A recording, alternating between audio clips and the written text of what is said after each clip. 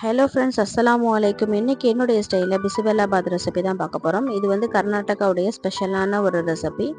இது வந்து நம்மளுடைய தமிழ்நாடு ஸ்டைலில் நம்மள்ட்ட இருக்கிற பொருளை வச்சு ஈஸியாக எப்படி செய்யலாம் அப்படிங்கிறத பார்ப்போம்.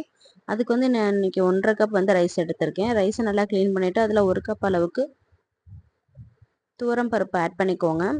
நல்ல ஒரு முறை களைஞ்சிட்டு அதை வந்து தண்ணியில் வந்து ஒரு 1/2 அன் ஹவர் வந்து நம்ம ஊற வச்சிடலாம்.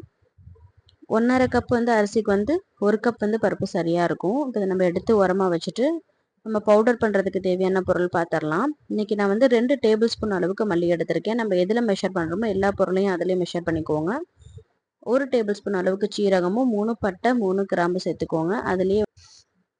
அதில் வந்து 1 டீஸ்பூன் அளவுக்கு உளுந்தும் 1/2 டீஸ்பூன் மிளகு, 2 டேபிள் ஸ்பூன் கடலைப்பருப்பு, கொஞ்சமாக வெந்தயம் சேர்த்துக்கோங்க. அது எல்லாத்தையும் ஒரு முறை நல்லா மிக்ஸ் பண்ணிவிட்டு ஒரு கைப்பிடி அளவுக்கு தேங்காய் சேர்த்துக்கோங்க. அது வந்து கொப்பரை தேங்காவாக இருந்தால் இன்னும் நல்லா டேஸ்ட்டாக இருக்கும். அதில் 1 டீஸ்பூன் அளவுக்கு எள்ளு சேர்த்துட்டு வெள்ளை எள்ளு அது நல்லா பொரிஞ்சதுக்கு அப்புறமா எல்லாத்தையும் உரமாக எடுத்து வச்சிடலாம். இப்போ ஒரு குக்கர் எடுத்துக்கோங்க. அதில் கொஞ்சமாக எண்ணெய் விட்டு சீரகம் சேர்த்துக்கோங்க. அதோட கொஞ்சம் கடுகு சேர்த்துட்டு சின்ன வெங்காயம் சேர்த்துக்கலாம். சின்ன வெங்காயம் இது கம்பல்சரி சேர்க்கணும். அப்போ தான் வந்து அதோடைய ஃப்ளேவர் கண்டிப்பாக நல்லா டேஸ்ட் நல்லா வரும். அதில் கொஞ்சமாக தக்காளி சேர்த்துக்கோங்க. கொஞ்சமாக பூண்டு சேர்த்துக்கலாம். பூண்டு வந்து ஆப்ஷனல் தான். நானாக வந்து இதில் சேர்த்துருக்கேன். ஏன்னா வந்து நம்ம சாம்பார் பருப்புங்கிறனால பிள்ளைங்களுக்கு பெரியவங்களுக்கு கொடுத்தா கூட ஒன்றுமே செய்யாது. இப்போ இதில் காய் பார்த்தோன்னா நம்மளுடைய ஆப்ஷன் தான். நம்மள்ட்ட இருக்கிற எல்லா காயுமே என்னென்ன காய் இருக்கோ சாம்பாருக்கு போடக்கூடிய காய் எல்லாமே சேர்க்கலாம்.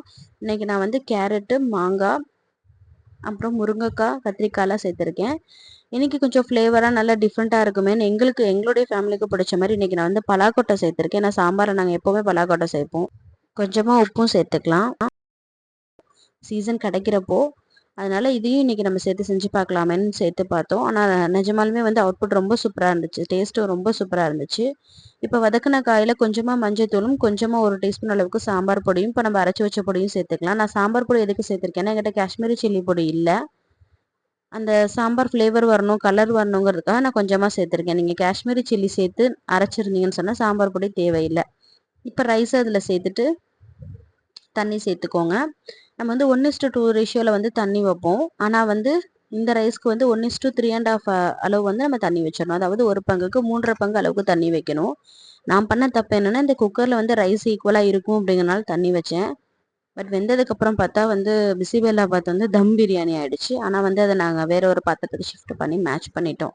இப்போ வந்து கொஞ்சமாக புளி சேர்த்துக்கோங்க. நான் மாங்காவும் சேர்த்துருக்கேன். அதனால் வந்து புளி கொஞ்சமாக சேர்த்துட்டேன். மேலே கருவேப்பிலை தூவி மூடி மிதமான சூட்டில் ஒரு 3லேருந்து 4 விசில் வந்து வச்சு எடுத்துக்கலாம். இன்பிட்வீன் கேப்பில் வந்து நான் கொஞ்சமாக முந்திரி எடுத்து தாளிப்புக்காக 2 கட் பண்ணி வச்சுக்கிட்டேன்.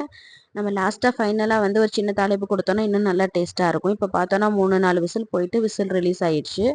நம்ம இன்னொரு ஓப்பன் பேன் வந்து பெரிய பேனாக எடுத்துக்கிறேன். அதில் கொஞ்சமாக நெய் சேர்த்துக்கோங்க. நெய் வந்து தாராளமாக சேர்த்தாலே டேஸ்ட்டும் தாராளமாக இருக்கும். அதில் முந்திரியும் கருவேப்பிலையும் சேர்த்துக்கலாம். வேறு எதுவுமே சேர்க்க தேவையில்லை. நம்ம குக்கரில் மாற்றி வச்சாலே அதை நல்லா மசிச்சுட்டு அதில் சேர்த்துக்கலாம். பட் எனக்கு குக்கர் ஃபுல்லாக இருந்தனால என்னால் அதில் மசிக்க முடியல. அதனால் அந்த ரைஸை வந்து நான் அப்படியே வந்து இந்த பாட்டுக்கு வந்து ஷிஃப்ட் பண்ணிட்டேன். நல்லா கொஞ்சம் அடி கனமாக இருக்கிற மாதிரியான பேனாக வச்சுக்கோங்க. அப்போ வந்து உங்களுக்கு பிடிக்காமல் இருக்கும். எனக்கு லைட்டாக பிடிக்க ஆரம்பிச்சிருச்சு. என்னுடைய காயோடைய குவான்டிட்டி வந்து ரொம்ப அதிகமாகிடுச்சு வேகவும். இப்போ நல்லா வந்து அதை ஸ்மாஷ் பண்ணிக்கலாம். ஒரு ஸ்மாஷரோ இல்லைனா ஒரு மத்தோ வச்சு இல்லைனா கரண்டிலே இந்த மாதிரி ஸ்மாஷ் பண்ணிவிட்டு நல்லா கொதிக்கிற தண்ணி வந்து அது மேலே கொஞ்சோண்டு ஊற்றிடுங்க. நம்ம வந்து பொங்கல்லாம் செய்வோம் இல்லையா, சேம் மெத்தடு தான். அதே மாதிரி வந்து தண்ணி ஊற்றிட்டு நல்லா ஃபைனாக வந்து மிக்ஸ் பண்ணிட்டோன்னு சொன்னால் செம்ம டேஸ்டான சூப்பரான ஒரு சிம்பிளான ஹரிபரி பிசிபெல்லாபாத் வந்து ரெடி ஆகிடுச்சு. இதை பேச்சுலர்ஸ் கூட ஈஸியாக செஞ்சிடலாம். நீங்கள் இந்த பவுடர் பண்ணி வச்சுக்கிட்டீங்கன்னு சொன்னால் எல்லாத்தையும் ஒரே பாட்டில் போட்டுட்டு டக்குன்னு செஞ்சுட்டு நம்ம சட்டுன்னு எடுத்துடலாம். கடைசியாக வந்து மல்லித்தலை தூவி எடுத்தாச்சு. உங்களுக்கு இந்த ரெசிபி வந்து சிம்பிளாக இருக்கும், பட் பிடிச்சிருக்கும்னு நினைக்கிறேன். பிடிச்சிருந்துச்சுன்னா கண்டிப்பாக உங்கள் ஃப்ரெண்ட்ஸோடு ஷேர் பண்ணிக்கோங்க. இன்ஷால்லா அடுத்த வீடியோவில் பார்ப்போம். உணவே மருந்து, சுவைதான் விருந்து.